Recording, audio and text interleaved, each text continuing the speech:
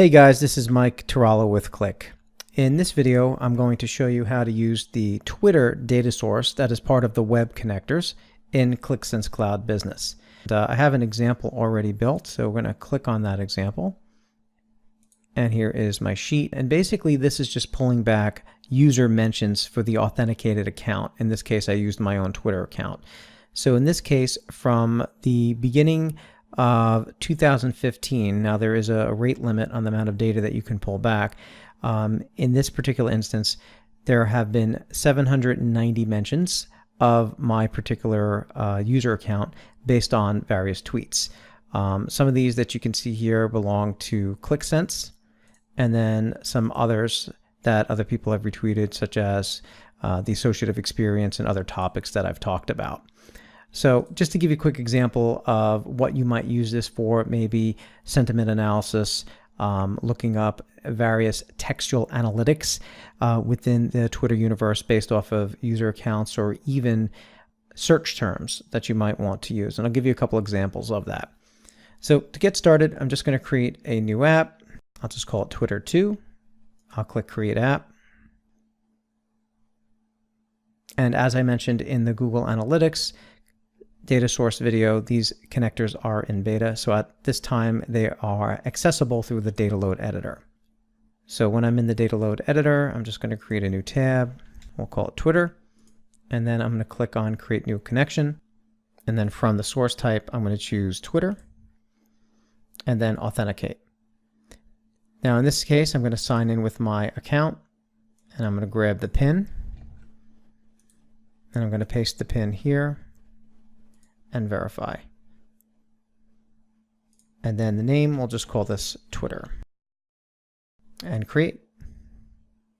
So this is going to be use the Twitter API under the covers with this data source with the web connectors, and it follows the API resources that are available within Twitter. So for example, there is Twitter development documentation that you can follow to learn more, and I'll reference this in a few moments when I show you where those links are. Okay, so right in this area here, I'm going to select the data icon, and you can see that there's a number of different, they call them tables in this example here, but what you're doing here is you're actually invoking various endpoints within the Twitter API. So for example, the one that I showed you in the beginning with those charts was using mentions. Okay, and you can see this uses the API endpoint to return up to 800 most recent mentions, tweets containing a user's screen name for the authenticated user. Okay, and then each request to the API can return up to 200 results, and 75 of these requests per rate limit. Okay, there is a documentation here that you can click, and it talks about the resource URL, the parameters that are optional, and so forth. And when you go into this area here, you will see that there's something called Sense ID, Max ID. Okay, to make a long story short with these are basically here to reduce redundancy. Because a timeline could have so many tweets, and because it is constantly updating, when using traditional paging, you could actually get a lot of redundant results coming back. So this helps limit that. I'm not going to pretend that I'm an expert on this, but you can look up more with the working in timeline section. And here, this is part of the Twitter documentation.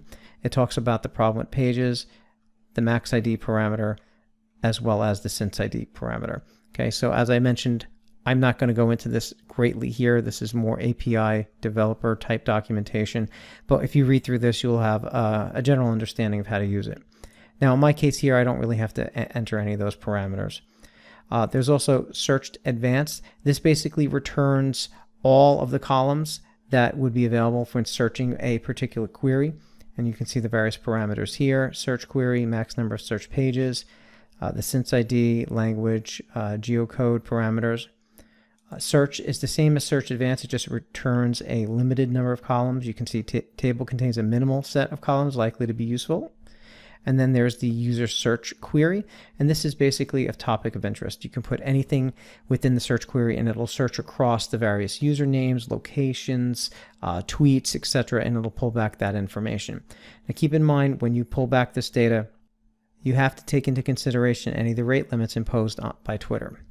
Okay, so just to do a simple one, we're just going to grab mentions. Okay, and I'm not going to enter those parameters. I'm just going to click Preview. We get back our columns, and I'm going to click Insert Script, and then Load Data.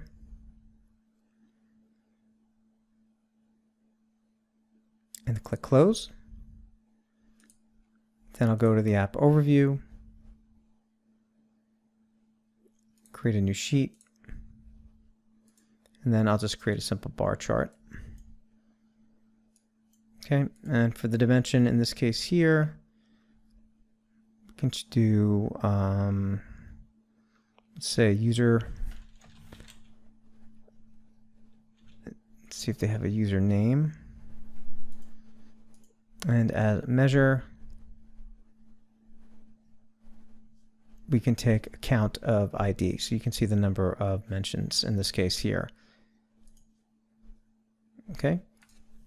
So at this point here, we have Qlik, and then there's various other users here that have mentioned my name within the Twitter universe. And that's just giving an example of how many times those names were mentioned by those particular individuals for, let's say, particular tweets. Okay, so other than that, that's all I can really tell you. It's fairly simple.